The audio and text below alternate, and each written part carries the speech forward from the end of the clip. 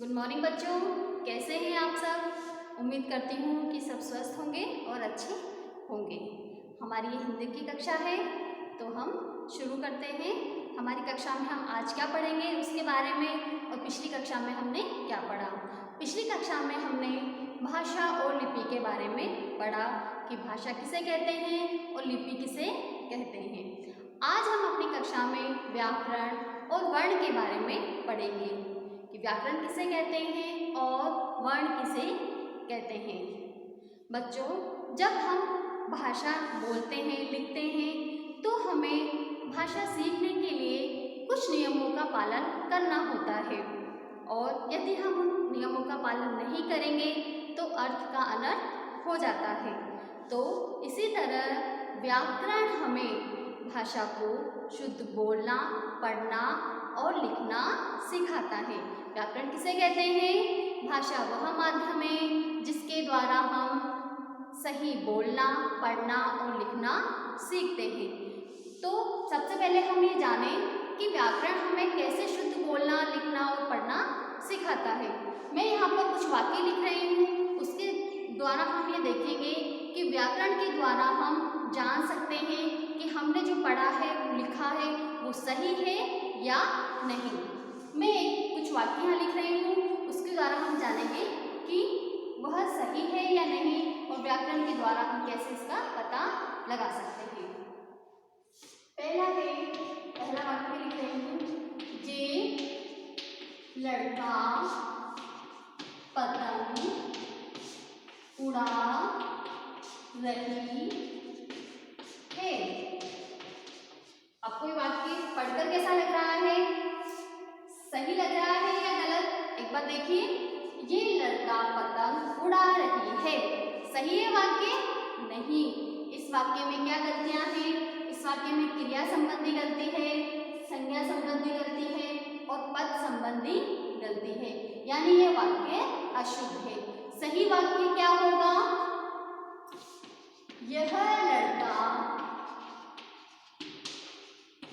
लड़का पतंग उड़ा रहा है। सही वाक्य क्या है? यह लड़का पतंग उड़ा रहा है। तो ये हमें कैसे पता चला? व्याकरण के द्वारा पता चला कि इस वाक्य में क्या अशुद्ध है और सही वाक्य यानी शुद्ध वाक्य क्या होगा। सर, मैं आपको दूसरा वाक्य लिख रही हूँ,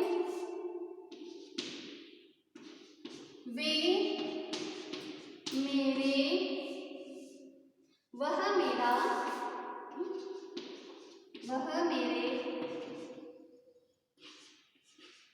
पिता हैं। ये वाक्य सही लग रहा है आपको? नहीं, यह वाक्य सही नहीं है। सही वाक्य क्या होगा? वे मेरे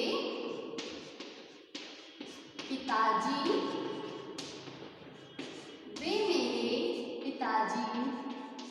हैं। वे मेरे पिताजी हैं। इसी तरह एक वाक्य और लिख के बता रही हूँ मैं आपको, जिससे हमें पता चलता है कि वाक्य शुद्ध है या अशुद्ध है, उसमें कौन कौन सी गलती है।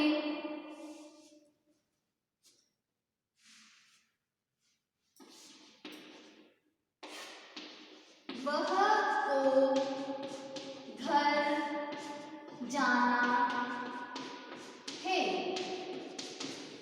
वह को घर जाना है। बताइए, ये वाक्य आपको सही लग रहा है?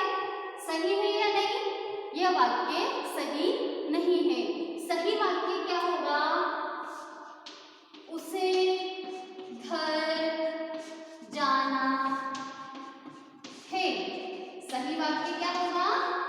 उसे घर जाना है।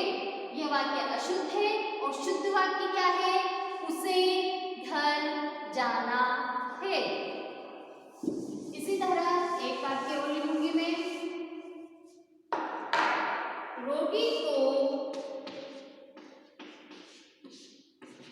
रोटी को काट कर सेब खिलाओ।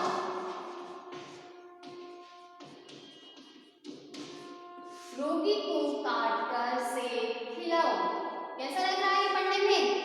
सही लग रहा है बच्चों? नहीं, ये वाक्य सही नहीं लग रहा, इसमें कुछ अशुद्धियां हैं। इसलिए यह वाक्य सही कैसे होगा, इसको हम लिखेंगे सेब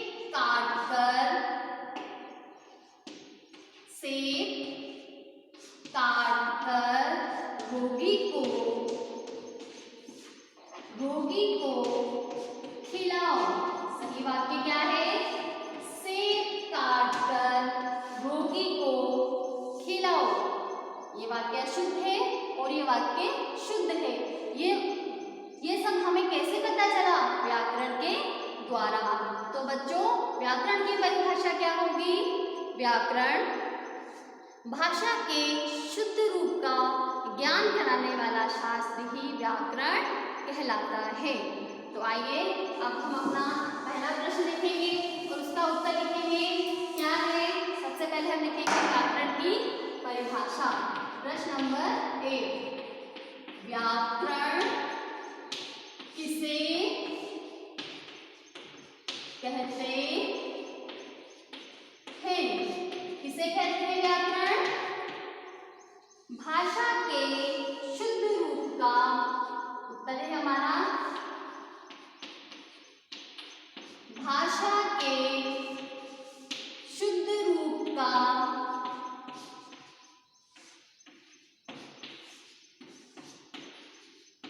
ज्ञान कराने वाले, भाषा के शुद्ध रूप का ज्ञान कराने वाला शास्त्र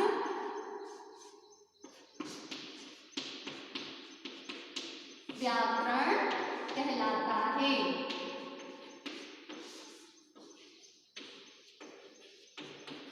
व्याकरण कहलाता है। किसे कहते हैं व्याकरण? भाषा के शुद्ध रूप का ज्ञान कराने वाला शास्त्र व्याकरण कहलाता है। यह हो गया हमारा प्रश्न नंबर 1, व्याकरण किसे कहते हैं। हमने अभी 5 वाक्य लिखे, उनमें हमने देखा कि कौन सा वाक्य गलत है और कौन सा सही है। ये सब हमें किसके द्वारा पता चला? व्याकरण के द्वारा, कि किस तरह व्याकरण हमें भाषा को शुद्ध बोलना, पढ़ना और लिखना सिखाता है। अब इसके बाद पढ़ेंगे हम वर्ण। क्या पढ़ेंगे बच्चों? वर्ण। सबसे पहले हम देखते हैं कि वर्ण किसे कहते हैं। भाषा में हमारे बहुत सारी ध्वनियाँ होती हैं और उन ध्वनियों के लिए एक निश्चित चिन्ह बनाए गए हैं जो हमेशा एक ही ढंग से प्रयोग किए जाते हैं और लिखे जाते हैं। जब हम बोलते हैं तो हमारे मुख से अनेक ध्वनियाँ निकलती हैं और उन ध्वनियों के लिए एक निश्चित चिन्ह बनाए गए हैं जो हमेशा एक ही ढंग से लिखे जाते हैं और यह चिन्ह ही वर्ण कहलाते हैं। जैसे क, ख, अ, आ, ये चिन्ह ही क्या कहलाते हैं? वर्ण। जो हमारे मुख से ध्वनि निकलती है उनके लिए एक निश्चित चिन्ह बनाए गए हैं और इन चिन्हों को ही वर्ण कहते हैं। तो सबसे पहले हम जानेंगे कि वर्ण किसे कहते हैं। हमारा प्रश्न 2 होगा, वर्ण किसे कहते हैं। प्रश्न नंबर 2, वर्ण किसे कहते हैं। वर्ण किसे कहते हैं, इसका उत्तर हम लिखेंगे। भाषा की सबसे छोटी इकाई वर्ण कहलाती है। क्या कहलाती है? भाषा की सबसे छोटी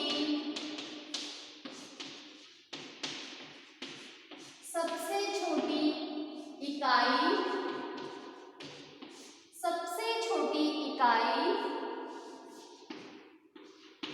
वर्ण कहलाती है। जैसे भाषा की सबसे छोटी इकाई क्या है? अ, आ,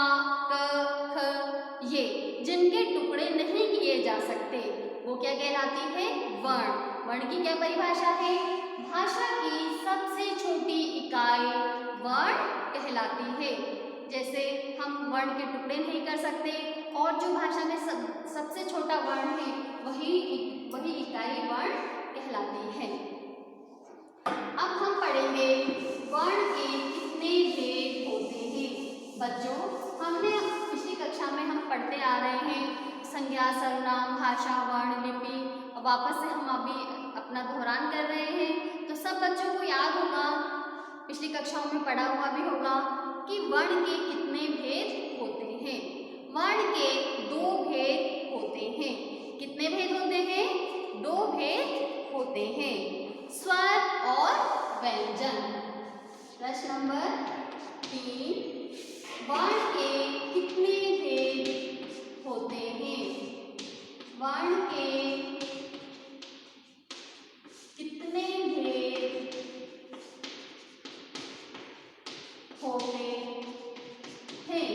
कितने भेद होते हैं वर्ण के? इसका उत्तर है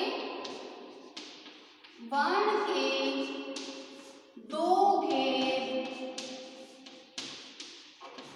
होते हैं। कौन कौन से होते हैं वर्ण के 2 भेद? पहला स्वर, दूसरा व्यंजन। स्वर और व्यंजन, ये क्या है? वर्ण के भेद। कौन कौन से होते हैं वर्ण के भेद? स्वर और व्यंजन। तो हमने व्याकरण के बारे में पढ़ा, वर्ण किसे कहते हैं इसके बारे में पढ़ा, वर्ण के कितने भेद होते हैं इसके बारे में पढ़ा।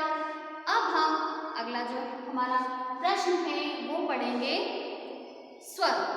स्वर किसे कहते हैं? वर्णों के भेद हमने पढ़ लिए, स्वर और व्यंजन। अब हम पढ़ेंगे स्वर के बारे में। स्वर किसे कहते हैं? तो बच्चों, जिनका उच्चारण बिना किसी अन्य वर्ण की सहायता से किया जाता है उसे स्वर कहते हैं। स्वर 11 होते हैं, अ से लेके ओ तक स्वर माने गए हैं। तो बच्चों, हमारा अगला प्रश्न है स्वर किसे कहते हैं? प्रश्न नंबर 3, स्वर किसे कहते हैं? स्वर किसे कहते हैं? किसे कहते हैं स्वर? जिन वर्णों को बोलने में किसी अन्य वर्ण का सहारा नहीं लेना पड़ता उसे स्वर कहते हैं।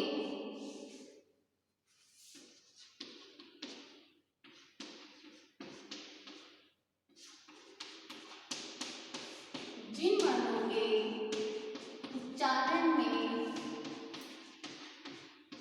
जिन वर्णों के उच्चारण के लिए किसी अन्य वर्ण का सहारा नहीं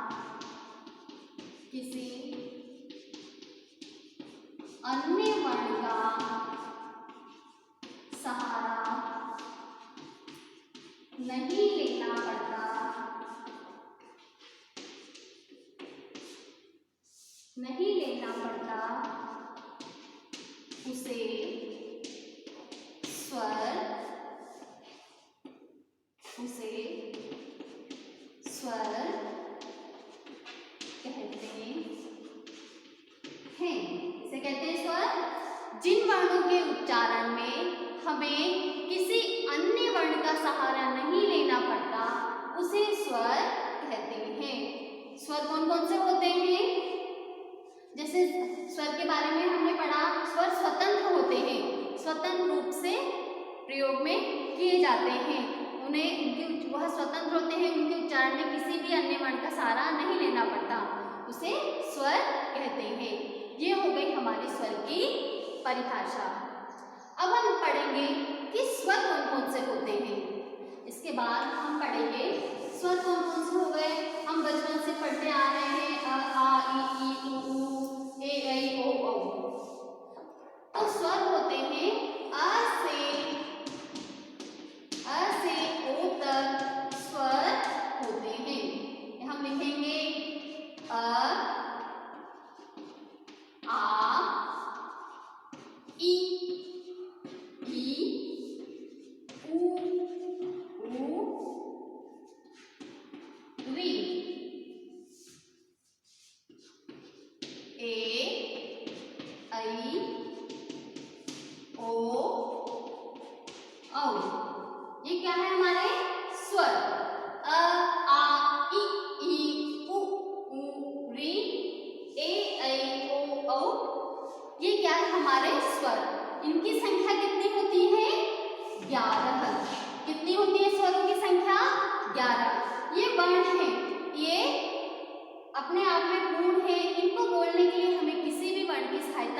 नहीं लेनी पड़ती और जब ये व्यंजन के साथ जुड़ते हैं तो एक मात्रा के रूप में जुड़ते हैं, इसीलिए स्वतंत्र रूप से प्रयोग किए जाते हैं।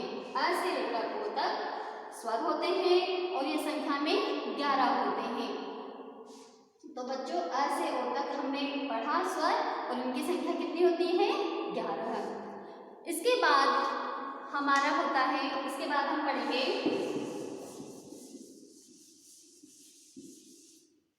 अंग और अह। अंग और अह इनका प्रयोग स्वर के बाद और व्यंजन के पहले किया जाता है। इन्हें आयोग वह भी कहा जाता है। कब किया जाता है इनका प्रयोग? अंग और अह का प्रयोग स्वर के बाद और व्यंजन के पहले किया जाता है और इनको क्या कहा जाता है? आयोग वह भी कहा जाता है। क्या कहा जाता है इनको? आयोग वह। ये हो गए हमारे स्वर। हमने यहाँ तक पढ़ लिया स्वर कौन कौन से होते हैं। अ से ओ तक होते, अ से ओ तक स्वर होते हैं। अ और अह को, अंग और अह को आयोग वह कहा जाता है और इनको स्वर के बाद और व्यंजन के पहले पढ़ा जाता है। अब हम पढ़ेंगे स्वर के भेद। स्वर के कितने भेद होते हैं? प्रश्न नंबर 4 है हमारा, स्वर के कितने भेद